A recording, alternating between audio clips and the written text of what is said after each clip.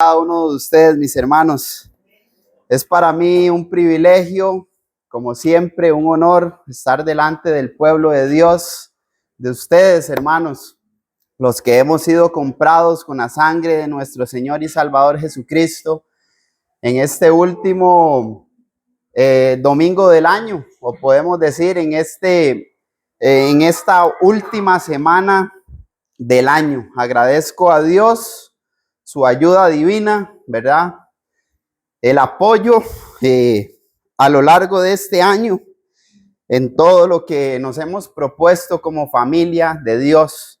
Somos columna y sostén de la verdad, según Primera de Timoteo, capítulo 3, versículo 15.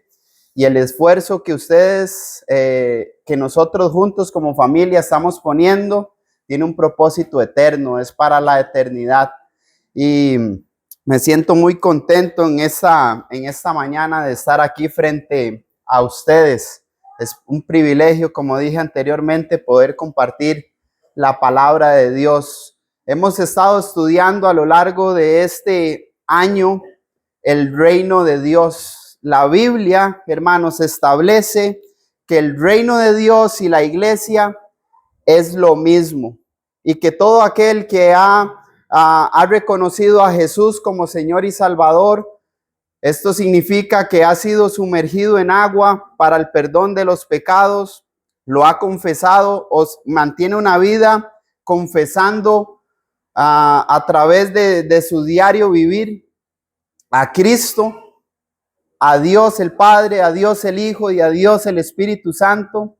Está en un reino inconmovible que no tiene fin. Y el propósito, mis amados hermanos, es poder mostrar esto, es poder mostrar que el reino de Dios y la iglesia básicamente son lo mismo.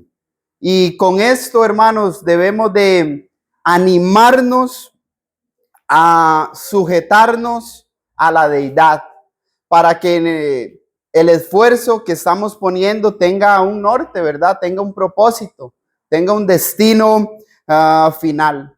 A través de los tiempos, hermanos, hemos observado, leyendo la Biblia, cómo Satanás ha querido estorbar la obra de Dios. De hecho, desde Génesis capítulo 3, hermanos, nosotros observamos cómo el mal se introduce y la serpiente llega y le dice a la mujer que podía ciertamente del fruto del árbol podía comer porque no iba a morir. Pero recordemos que anteriormente ya Jesús, Dios, había dicho que del fruto del árbol del bien y del mal no podía comer. ¿Qué quiero decir con esto, hermanos? Que la obra de Dios siempre va a tener un obstáculo, siempre está en oposición desde el inicio.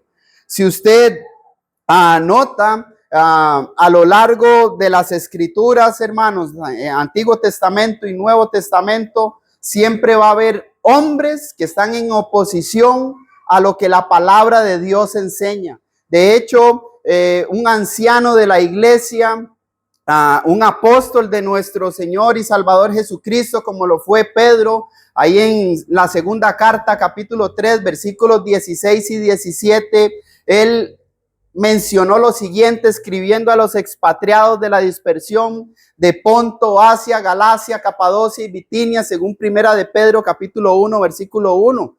Casi en todas sus epístolas, hablando Pablo, ¿verdad?, de estas cosas, en las cuales hay algunas cosas difíciles de entender, las cuales los indoctos e inconstantes tuercen, así como tuercen el resto de las escrituras para su propia perdición. Versículo 17, Pedro mencionó a los hermanos y mencionándoles: ustedes que ciertamente saben esto de antemano, guárdense, tengan cuidado. ¿Por qué? Porque no sea que escuchando una doctrina que no es bíblica, sean arrastrados por el error y se pierdan y caigan de la firmeza. La necesidad, mis amados hermanos, de permanecer en la doctrina de Cristo no es opcional. Es un privilegio que tenemos pero es algo que cada uno de nosotros personalmente tiene que estar velando y cuidando.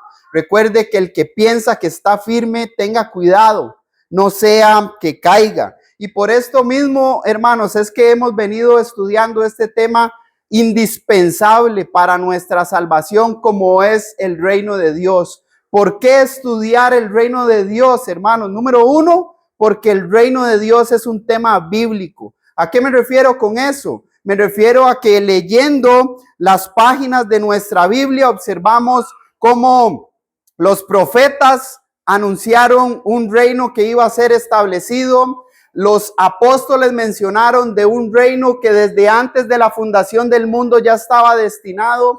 Jesús en su predicación mencionó acerca de un reino que iba a ser establecido. Entonces, es un tema sumamente importante que nosotros conozcamos. Y recordemos, hermanos, como dice segunda de Juan 9, que si alguno no persevera en la doctrina de Cristo no tiene a Dios. Entonces el no entender y conocer el tema del reino de Dios es un tema que nos puede llevar a la perdición si no lo sabemos manejar bien. ¿Por qué estudiar este tema, hermanos?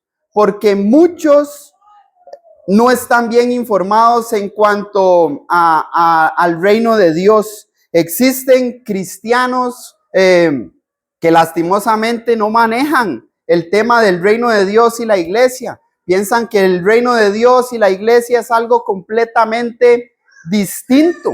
Pero al ser un tema bíblico, usted y yo, hermanos, como también lo vimos en el seminario, debemos de estar listos de presentar defensa con mansedumbre y reverencia ante todo aquel que demande razón de la esperanza que hay en nosotros. Primera de Pedro capítulo 3 versículos 15 y 16. Aparte de que es necesario o es indispensable para nuestra salvación el estudiar este tema, porque he mencionado anteriormente, hay falsas enseñanzas con respecto a esto. Por ejemplo, está la doctrina del premilenialismo, hermanos. Doctrina que voy a explicar un poquito más adelante. Y muchos hermanos están compartiendo videos en sus redes sociales, están dándole seguir a personas que están predicando la falsa doctrina y están siendo partícipes de eso. Están guiando su alma al infierno y están dirigiendo las almas de otros al infierno. Entonces es necesario, hermanos, nosotros conocer y dar la interpretación bíblica a este hermoso tema que es sumamente sencillo. Efesios capítulo 3, versículo 4, la Biblia enseña que nosotros leyendo podemos entender. Nuestro Señor y Salvador Jesucristo mencionó en Juan capítulo 8, versículo 32, que conoceremos la verdad y la verdad nos hará libres. Esa verdad es la palabra de Dios en Juan capítulo 17, versículo 17. Leyendo la escritura con un corazón honesto y dispuesto en cuanto al reino de Dios y la iglesia, que es lo mismo, vamos a poder estar conscientes del lugar de privilegio donde estamos y así poder ayudar a otros, mis amados hermanos, en cuanto a esto. Y lastimosamente, como dije anteriormente, muchos hermanos andan por el mundo predicando otra cosa que no es de acuerdo a la sana doctrina en cuanto al reino de Dios. Recuerden que la sana doctrina es fundamental para la salvación. Tito capítulo 2, versículo 1, tú habla lo que esté de acuerdo a la sana doctrina. Primera de Pedro capítulo 4 versículo 11, si alguno habla, hable conforme a la palabra de Dios, porque el propósito de todo esto es que Dios sea glorificado, a quien pertenece la gloria, el imperio, el poder por los siglos de los siglos. A lo que Pablo también mencionó en Colosenses capítulo 3 versículo 17, y todo lo que hacéis, sea de palabra o sea de hecho, hacedlo todo bajo la autoridad, esto es, bajo el nombre de nuestro Señor y Salvador Jesucristo. Pero bueno, ¿qué es el reino premilenial, hermanos? Bueno, hay varios hermanos que han escrito con respecto a esto. Tengo varias citas que quiero leer textualmente. El hermano Wayne Jackson escribió con respecto a esta falsa enseñanza en su libro El premilenialismo, que es un sistema de infidelidad. Y básicamente es lo que mencionó, que este sistema de falsa doctrina es el resultado de una gruesa literalización de algunos versos simbólicos en el libro de Apocalipsis, así como otros textos en el Antiguo Testamento y Nuevo Testamento. La palabra o premilenio, pre significa antes y milenio, 1000 años, ¿verdad? Esto quiere decir un periodo de 1000 años, que sugiere que Cristo va a retornar a la tierra antes de un reino de 1000 años y va a ser establecido aquí en la tierra. Ernest Kennan, en el diccionario de teología Baker, en la página 352, escribió lo siguiente: se sostiene que los profetas del Antiguo Testamento anunciaron el restablecimiento del reino de David y de que Cristo mismo intentaba llevar esto a cabo, pero se alega de que por ser rehusado, esto significa por no ser aceptado por los judíos en su momento, él propuso el establecimiento de su reino hasta el tiempo de su retorno. Y mientras se argumenta, el Señor agrupó junto a la iglesia como una especie de medida intermedia. ¿Qué quiere decir esto? Lo que está diciendo él es que como Cristo o Jesús vino a este mundo y no fue recibido por los judíos, ¿verdad? Entonces Dios creó un plan B, y ese plan B es la iglesia. A él no ser recibido por los judíos, algo que está completamente en desacuerdo con las páginas de la Biblia. Y lo mismo escribió Van Harvey en el libro Un manual de términos teológicos, en la página 151. Generalmente dice, los premilenialistas creen que aproximadamente antes de la segunda venida del tiempo se verá marcado por una extraordinaria tribulación y maldad y la aparición del anticristo. En su venida, Cristo destruirá a este anticristo y los creyentes serán resucitados de los muertos. Luego sigue un milenio de paz y orden sobre el cual Cristo reinará con sus santos. Al cierre de este tiempo, Satanás será suelto y las fuerzas del mal serán nuevamente patentes. Los impíos serán resucitados y un juicio final tomará lugar en donde Satanás y todos los malvados serán consignados al castigo eterno. Esta doctrina del premilenialismo, hermanos, tiene varias facetas, donde está primeramente la venida de Cristo y el establecimiento de lo que ellos mencionan, el plan B de Dios, que es la iglesia. Luego viene el anticristo, después de eso viene la gran tribulación y viene otra vez la segunda, está el rapto, ¿verdad? Donde es la venida de Jesús en secreto para llevarse a aquellos que están en la iglesia, o algunos de ellos, no se sabe quiénes son. Después de eso viene el anticristo, la gran tribulación y ya la tercera venida de Jesús para establecer un reino en la tierra milenial. Esto es por 1000 años, algo que está completamente en desacuerdo y que a lo largo del año, hermanos, a través de cada sermón se ha predicado y se ha refutado esta falsa doctrina.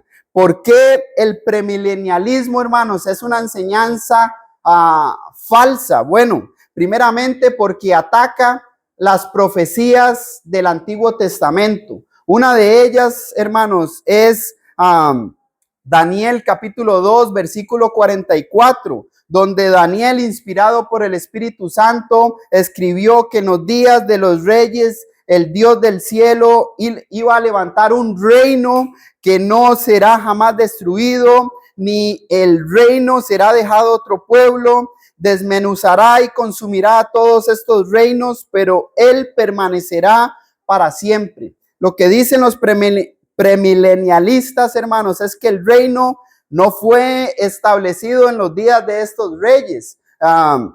Es decir, en el día o en el reinado del imperio romano, porque según ellos el reino es un reino futuro que nuestro Señor Jesucristo no pudo establecer en la tierra, y menos pues en la época que estuvieron vivos los apóstoles, ¿verdad? O que los apóstoles estuvieron con vida. Y eso es una mentira, hermanos. Si analizamos nosotros el Nuevo Testamento en Juan capítulo 6, versículo 15, nosotros vemos cómo Jesús tuvo la posibilidad de establecer un reino. De hecho, los judíos cuando vinieron, hermanos, lo querían poner por la fuerza, lo querían tomar por la fuerza. Juan capítulo 6, versículo 15. Jesús, conociendo los pensamientos de ellos, las intenciones del corazón, dice que se alejó. Entonces, hermanos, aparte de eso, hubo un sermón específicamente en Juan capítulo 18, versículo 36, donde Jesús, ¿verdad?, respondió al rey Agripa que el reino de él no es de este mundo. El reino de nuestro Dios, ¿verdad?, el reino de Cristo no es establecido en la tierra como ellos piensan, ¿verdad? Como los judíos querían, con poder y pensando en el señorío sobre las naciones, hablando físicamente, hermanos. Entonces, el reino, hermanos, sí fue establecido durante el tiempo del Imperio Romano, y eso que ellos mencionan es una profecía falsa. Debemos de entender, hermanos, que ellos hablando específicamente de Daniel. Daniel habló siendo inspirado por el Espíritu Santo. Al decir que la profecía de Daniel fue falsa, no estamos diciendo que Daniel fue un falso profeta, ¿verdad? Estamos diciendo que el Espíritu Santo mintió, algo que va en contra, pues, de todas las escrituras. ¿Por qué esta doctrina es falsa, hermanos? Porque ataca la omnisciencia de Dios. ¿A qué me refiero con la omnisciencia de Dios? Que Dios todo lo sabe, Dios todo lo conoce. Lo que ellos mencionan con respecto a esta enseñanza es que Dios no estaba preparado para el rechazo de Jesús, ¿verdad? Dios no estaba preparado para el rechazo de Jesús. Por lo tanto, tuvo que crearse esta idea, este plan B, como le mencionan ellos, de la iglesia, y establecer el reino milenial en el futuro. Pero, hermanos, Dios es omnisciente. Dios ya estaba preparado para el rechazo de su Hijo, el Hijo de Dios, el Salvador del mundo. De hecho, en Efesios capítulo 1, versículo 4, Pablo mencionando o hablando a la iglesia en Éfeso, les mencionó todas las bendiciones espirituales están en Cristo. Y dice que según nos escogió, ¿desde cuándo? Desde antes de la fundación del mundo ya estaba destinada a la sangre de Cristo. Lo mismo escribió el apóstol Pedro en Primera de Pedro, capítulo 1, hermanos, versículos del 18 al 20.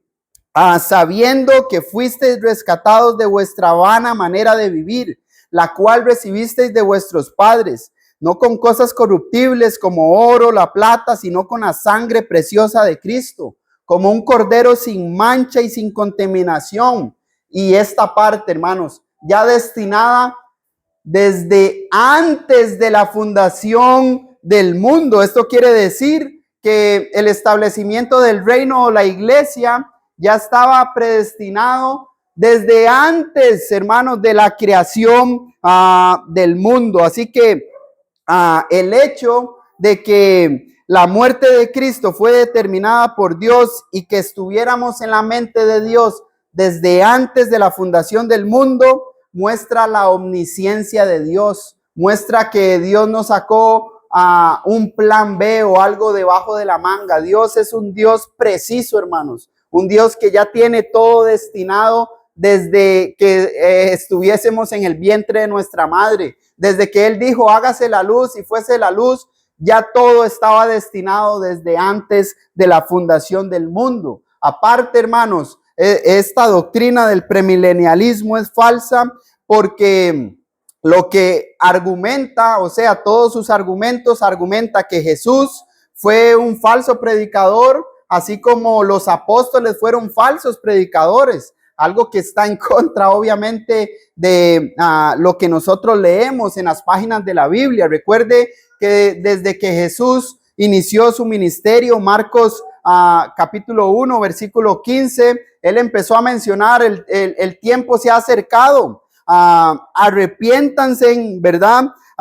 Porque el reino de los cielos se ha acercado, el reino de Dios se ha acercado, arrepiéntanse y crean en el evangelio. Cuando él llamó, hermanos, a los 12 en Mateo capítulo 10, hermanos, nosotros leemos cómo él les dijo que era lo que tenían que hacer. Él les dijo, vayan yendo y prediquen que el reino de los cielos se ha acercado. Si ellos, estoy hablando de Jesús y de los apóstoles, enseñaron que el reino de Dios se ha acercado y eso no se cumplió, pues básicamente lo que están diciendo es que Jesús y los apóstoles fueron falsos, pero Jesús estableció, hermanos, recuerdan también un sermón que se dio específicamente con respecto a esto en Marcos capítulo 9, versículo 1, hablando a uno de sus discípulos, les mencionó,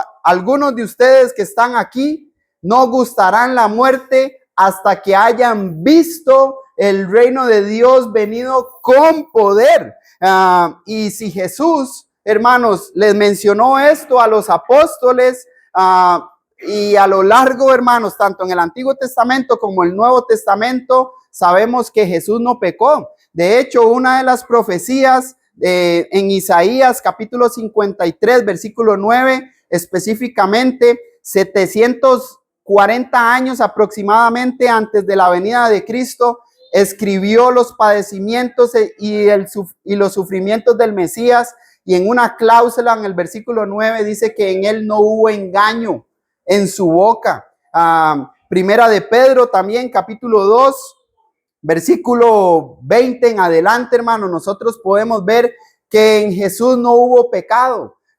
También en Primera de Juan, capítulo 3, versículo 5, dice que él vino a morir por los pecados y en él no hubo pecado. Jesús no pecó, hermanos. Esto quiere decir que toda la vida de su ministerio, todo lo que él hizo, hermanos, fue verdad. Y por la verdad, como dicen, murió Cristo por predicar lo que estaba destinado de antes de la fundación del mundo, por cumplir en él las profecías del Antiguo Testamento, por dar promesas a los apóstoles que obviamente se cumplieron. Así que el reino, según lo que Jesús dijo, fue establecido en el día de Pentecostés con poder, según Hechos capítulo 2, donde observamos el establecimiento de la iglesia. Jesús dijo en Marcos 9:1 que el reino de Dios iba a venir con poder, que los apóstoles iban a recibir ese poder. Recuerdan Juan capítulo 14, 26, Juan 15, 26 y Juan 16, 13. Él les prometió la promesa del Espíritu Santo, y en Hechos capítulo 1, versículo 8, él les mencionó, pero recibiréis poder cuando haya venido sobre vosotros el Espíritu Santo, y me seréis testigos en Jerusalén, en Judea, en Samaria y hasta lo último de la tierra. Ustedes leyendo y nosotros nos damos cuenta en Hechos capítulo 2 cómo los apóstoles fueron investidos de ese poder, y ellos puestos en pie, y específicamente el apóstol Pedro predicó de ese reino, comprobó que en Jesús se cumplieron las profecías del Antiguo Testamento, hermanos. Y las personas que estuvieron ahí, ¿qué dijeron? Lo tuvimos, lo matamos, lo desechamos. ¿Qué vamos a hacer? Pedro les dijo, arrepiéntanse y bautícese en el nombre de Jesucristo para el perdón de los pecados y recibiréis el don del Espíritu Santo. Hechos capítulo 2, versículo 38. Y aquel día dice, como 3,000 personas fueron sumergidas en agua para el perdón de los pecados. Así que el reino fue prometido por Jesús. La promesa del Espíritu Santo fue para los apóstoles. Los apóstoles recibieron esa promesa del Espíritu Santo y fueron llevados a toda la verdad y predicaron la verdad con respecto al reino, y ese reino fue establecido en el día de Pentecostés, y en ese reino que es la iglesia, según Hechos capítulo 2 versículo 47, el Señor ha añadido a la iglesia todos los que son salvos. Así que un reino futuro es falso, hermanos. Es algo que está en contra de la voluntad de Dios. Otro punto, hermanos, con respecto a esta doctrina falsa del premilenialismo en todas sus etapas que mencioné anteriormente. Ellos enseñan que el reino y la iglesia son dos instituciones completamente diferentes, pero la Biblia, hermanos, enseña que la iglesia y el reino son lo mismo. Cristo profetizó sobre el establecimiento de la iglesia. Recuerdan en Mateo capítulo 16 versículo 18, y yo te digo, Pedro, sobre esta roca edificaré mi iglesia, y las puertas del Hades no prevalecerán contra ella.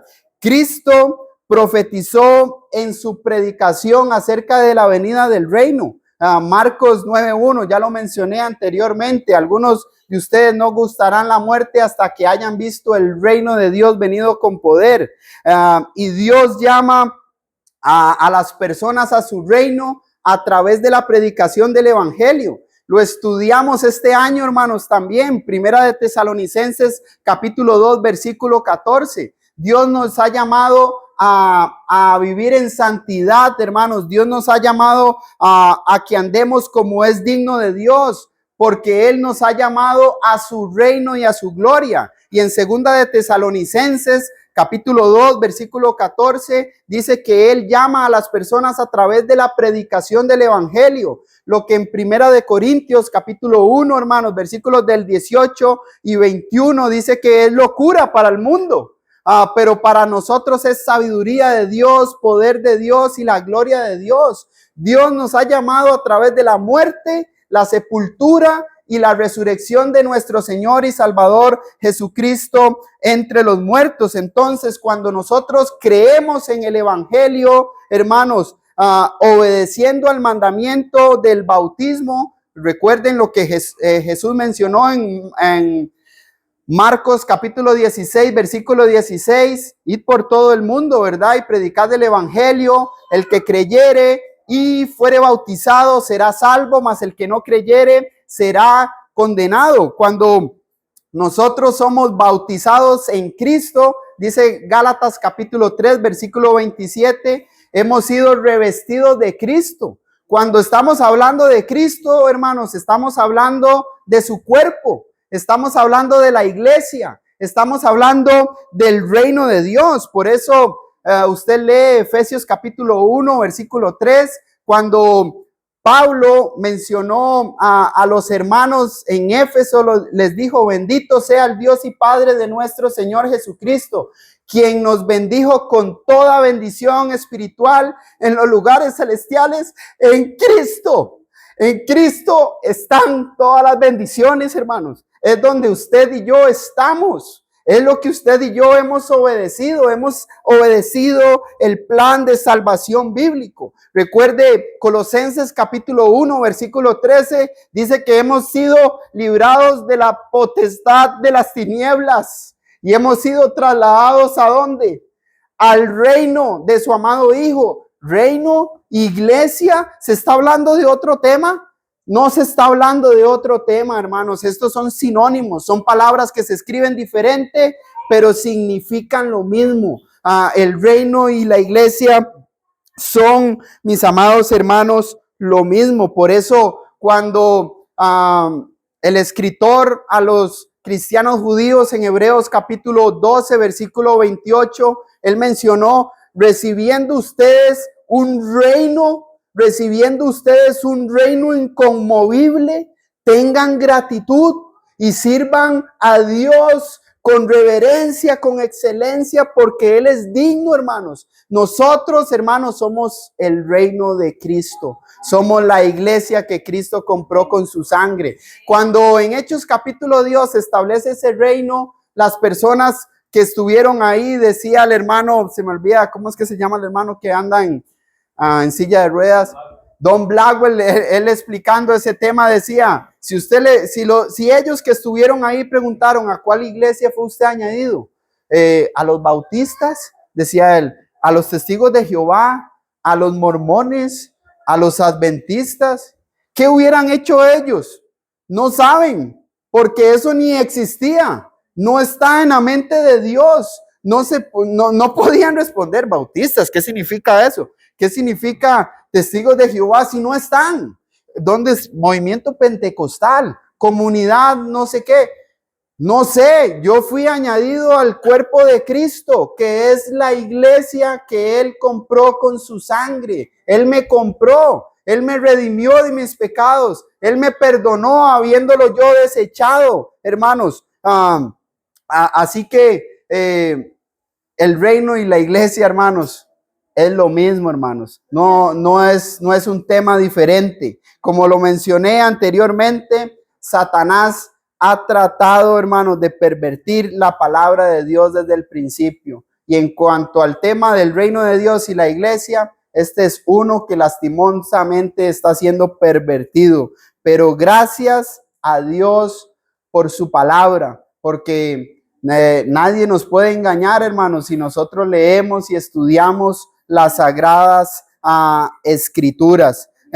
Por consiguiente, hermanos, con respecto a todo lo que he mencionado anteriormente y que el esfuerzo de Byron, de Andrés, de Eric, del hermano en su momento y de todos los varones de la congregación que hemos predicado de este tema, hermanos, quiero mencionar algunas cosas con respecto brevemente a todos los temas que hemos visto este año con respecto al reino de Dios. Vimos que el reino de Dios es un reino que produce muchos frutos. Mateo capítulo 13, versículos 1 al 9. ¿Recuerdan la parábola del sembrador? Que Jesús enseña que el reino de Dios produce frutos según la condición del corazón, ¿verdad? Que recibe la palabra de Dios. Esos 4 campos, ¿verdad? Que recibieron la palabra. Todos escucharon la palabra de Dios. Todos recibieron la palabra de Dios, pero no todos dieron fruto. Solo dio fruto aquel campo que es una buena tierra, aquel campo que recibió la palabra y produjo a 100 por 1. El reino de Dios no es de este mundo, dijo el hermano, ¿verdad? Juan capítulo 18, versículo 36. Jesús declaró que el reino no es de este mundo. Esto quiere decir que no es de origen humano. No hay ningún humano que lidere, que guíe el reino de Dios, ni que lo haya pensado, ni que lo haya creado, porque el reino es de Dios. Por eso el reino, hermanos, usted ve como el reino no es político, el reino no es militar, el reino no decimos nosotros hacemos lo que nosotros queremos, porque ya está establecido lo que se debe de hacer. Por eso, hermanos, como siervos, nosotros no peleamos físicamente. ¿Recuerdan cuando Jesús lo arrestaron y aquel joven, ¿verdad? Malco, que le tiró, le cortó la oreja, pero él iba por la cabeza. ¿Recuerdan ese caso donde Jesús hizo ahí una operación rápida, agarró la oreja, la juntó y se la pegó? El reino, los siervos del reino no pelean por las cosas del reino. Imagínense si nosotros, todo lo que se dice de Dios, todas las marchas que se hacen en contra de la voluntad de Dios, y los que estamos persuadidos por la verdad y tenemos convicción, vamos y nos ponemos en guerra, ¿verdad? Contra ellos. No, porque el reino de Dios no es de este mundo. Nosotros sufrimos por esto. Nosotros aguantamos por esto. Porque lo que está prometido no es para este mundo, sino es para la eternidad. El reino es para los que obedecen los mandamientos del Señor. Mateo capítulo 7, versículo 21. No todo el que dice Señor, Señor entrará en el reino de los cielos, sino el que hace la voluntad de mi Padre que está en los cielos. Así que el reino de Dios, hermanos, no depende ni de las palabras, no depende ni de las apariencias, sino depende de lo que hay en nuestro corazón, de lo convencido que estamos, de lo deseoso que estamos de la palabra, de la resistencia que tengo para no pecar, porque para ellos es el reino de Dios, para los que obedecen el evangelio. El reino de Dios tiene que estar en prioridad para nosotros. Mateo 6:33. Mas buscad primeramente el reino de Dios y su justicia, y todas las cosas os vendrán por añadidura. Antes del trabajo, antes de cualquier cosa, no se preocupen por lo que han de comer, por lo que han de vestir. Porque si yo tengo el reino de Dios, esto es a Dios Padre, a Dios Hijo y a Dios Espíritu Santo como prioridad en mi vida, hermanos, no va a haber ni un justo desamparado. No va a haber nadie que mendigue pan, que confíe en la palabra de Dios. Por eso es que el reino de Dios tiene que estar en prioridad en mi vida. ¿Qué tanto yo tengo el reino de Dios como prioridad? Hágase ese examen, hermanos, examinaos a vosotros mismos si estamos en la fe. ¿Cuánto es, qué es para usted tener al reino de Dios como prioridad? El reino de Dios como prioridad no es solo congregarse un domingo, es en toda la manera de vivir, hermanos, porque el reino de Dios, hermanos, es un refugio para muchos. Mateo 13, versículos 31 al 33. Aunque comienza dice algo pequeño, ¿verdad? Esa pequeña semilla de mostaza, ella crece, ¿verdad? Como una levadura. Recuerde que la levadura un poquito y leuda, esto es, se expande y crece. ¿Qué estamos haciendo con la palabra de Dios, hermanos? Estamos dejando que ella actúe, estamos dejando que crezca en mi vida para yo poder ser una bendición para otros que están. El reino de Dios es algo sumamente valioso. ¿Por qué? Porque Jesús enseñó que el reino de Dios tiene un valor incomparable. Quien entiende, hermanos, y quien está dispuesto a dejar todo con gozo para obtenerlo, es alguien que tiene al reino de Dios como algo valioso. Esto muestra que cualquier cosa terrenal, hermanos, no se compara con el reino de Cristo. Lo que podamos obtener materialmente, los logros que podamos obtener educativamente como familia, nada se compara, hermanos, con el reino de Cristo, con el reino de Dios, que es la iglesia. ¿Por qué? Porque el reino de Dios es seleccionado para la salvación, mis amados hermanos. Mateo 13, del 36 al 43. Recuerde que ahí está hablando de la parábola del trigo y de la cizaña. ¿Cómo crecen? ¿Cómo crece el trigo y la cizaña? Crecen juntos, pero el que estableció el reino, el que lo pensó desde antes de la fundación del mundo, dijo: no se preocupe a usted, trigo que está creciendo con la cizaña. Yo sé que te abate, yo sé que sientes angustia, yo sé que a veces desánimo por la cizaña que está ahí, que crece junta. No se preocupe, yo soy el que juzgo. En ese momento, Él va a quitar, va a separar, dice, al trigo de la cizaña. Y lo hemos estado viendo en Filipenses capítulo 1, hermanos. Algunos predican a Cristo por envidia, otros por contienda, otros de buena voluntad. Pero Pablo dijo: yo me gozo porque Cristo es predicado, Cristo es glorificado. Entonces, no juzgue. Ocupémonos nosotros en ser ese trigo, en estar dando fruto, en el estar, digo yo, ¿verdad?, metido en la mejenga, el estar preocupado, el estar creciendo en el reino, el estar dejando que la gracia de Dios trabaje en nuestra vida, porque ese reino, hermanos, en el cual hemos sido trasladados, es un reino que está destinado por Dios para la salvación. El que está fuera del reino no va a ser salvo. Por eso es que el reino de Dios es para los humildes, Mateo capítulo 18, versículos del 1 al 4. El reino de los cielos pertenece a los humildes. ¿Cómo lo enseñó él? Puso a un niño como ejemplo. Muestra que solo los que se humillan, los que dejamos el orgullo, la autosuficiencia, podemos entrar en el reino de Dios. Muchas veces como cristianos nos creemos autosuficientes, que somos muy cargas, que nosotros podemos. Hermanos, no podemos nada sin Cristo, que nos fortalece. Tenemos que dejar a un lado el orgullo, tenemos que dejar a un lado la autosuficiencia y empezar a depender de la gracia de Dios, porque el reino de Dios es para los humildes. Y al ser humildes, hermanos, ese rey, ese juez justo nos va a recompensar según lo que hemos hecho.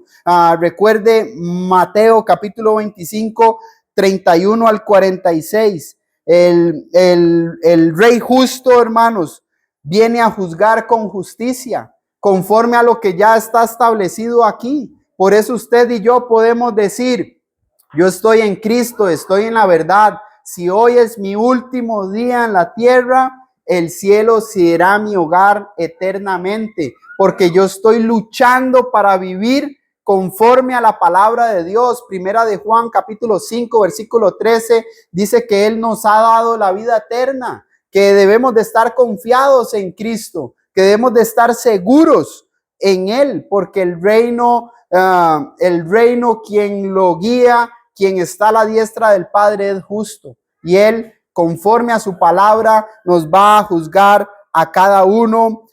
Y el reino de Dios, como vimos anteriormente, es para aquellos que han nacido del agua y del Espíritu. El hermano dio una tremenda clase de eso que está grabada. Del agua y del Espíritu. ¿Qué es que el agua tiene algo? El agua no tiene nada, hermanos. El agua no tiene nada, sino se utiliza como ejemplo, porque ellos utilizaron agua. Juan capítulo 3 versículo 23 dice que Juan bautizaba en Enón porque allí habían muchas aguas. Hechos capítulo 8, recuerda el eunuco cuando mandó a parar el carruaje, y dice que ellos, cuando creyó en el Señor Jesucristo y le dijo: si crees en el Señor Jesucristo, bien puedes, mandó a parar el carruaje y ambos descendieron al agua para ser bautizados. Tenemos el ejemplo del bautismo de Jesús en el río Jordán, recuerdan, por Juan el Bautista, para que se cumpliera toda justicia. Esto es lo que estaba establecido en la ley, en la palabra de Dios. Y así fue bautizado Jesús, mis amados hermanos. Para los que nacen, dice, del agua, y los que nacen del Espíritu. Ahí, bajo ese mismo contexto, en Juan 3:16, porque de tal manera amó Dios al mundo, que ha dado a su Hijo unigénito, para que todo aquel que en Él cree no se pierda, mas tenga vida eterna. Porque Dios no envió a su Hijo al mundo para condenar al mundo, sino para que el mundo fuese salvo por medio de Él. Y el 18 dice: el que cree no es condenado. El creer, hermanos, el decir creer, esto es un participio, que lo que significa básicamente es el que se mantiene creyendo. No es como algunos dicen: yo creí y yo vengo cuando quiero, me reúno cuando quiero, voy a evangelizar cuando quiero. No, el que se mantiene evangelizando, el que se mantiene congregándose, el que se mantiene leyendo, el que se mantiene orando, el que, etcétera, etcétera, etcétera, hermanos, todo lo que la palabra de Dios nos dice, los que nos mantenemos, no seremos condenados. Pero el que no se mantiene, hermanos, dice que va a ser condenado. ¿Por qué? Porque amaron más las tinieblas que la luz. ¿Y quién es la luz? Cristo. El desechar a Cristo es desechar su cuerpo, es desechar su reino, es desechar su iglesia. ¿Cuál iglesia? Romanos 16:16. Os saludan las iglesias de Cristo. No por un título, un nombre, sino por pertenencia. Le pertenecemos a Él. Usted no lee en las páginas de la Biblia, hermanos, otra iglesia.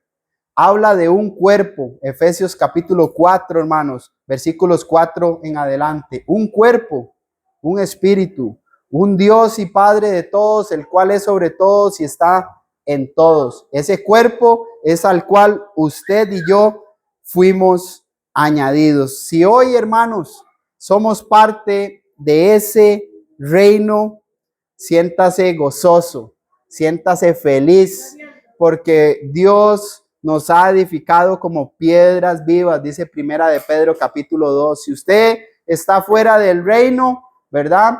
Estoy hablando, hermanos, recuerde que el juicio de Dios comienza por su casa. Primera de Pedro capítulo 4, versículo 15. Me dirijo a ustedes, hermanos. Si usted, habiendo entendido que hay un reino, habiendo sido añadido por Dios a ese reino a través del bautismo, ¿verdad? Y el confesar a Cristo y el arrepentirse de sus pecados, y no está permaneciendo en el reino, cambie su mentalidad, cambie su manera de vivir, porque si usted no persevera en el reino, no va a ser salvo. Si usted está fuera del reino, como dice Juan, lo ve de lejos, ¿verdad? No puede ver el reino y no puede entrar en el reino de Dios y no sabe lo que tiene que hacer. Denos la oportunidad. Ya he mencionado algunas cosas, pero tal vez se van, ¿verdad?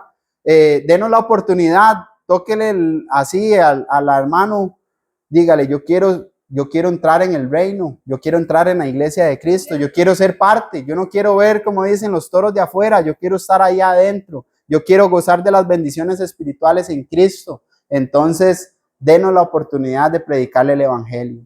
Si usted, como digo, no está en el reino y usted no sabe lo que tiene que hacer, denos ese chance, denos ese privilegio de predicarle lo que a un día a mí me predicaron a través de las páginas de la Biblia. Que la gloria y la honra sea siempre para nuestro Dios. Si usted desea responder a esta invitación, hermanos, les invito a lo que ya mencioné anteriormente. Busque ayuda espiritual, busque siempre el consejo de Dios, porque aquí tenemos todo lo que nosotros necesitamos para esta vida y para la piedad. Dios me los bendiga.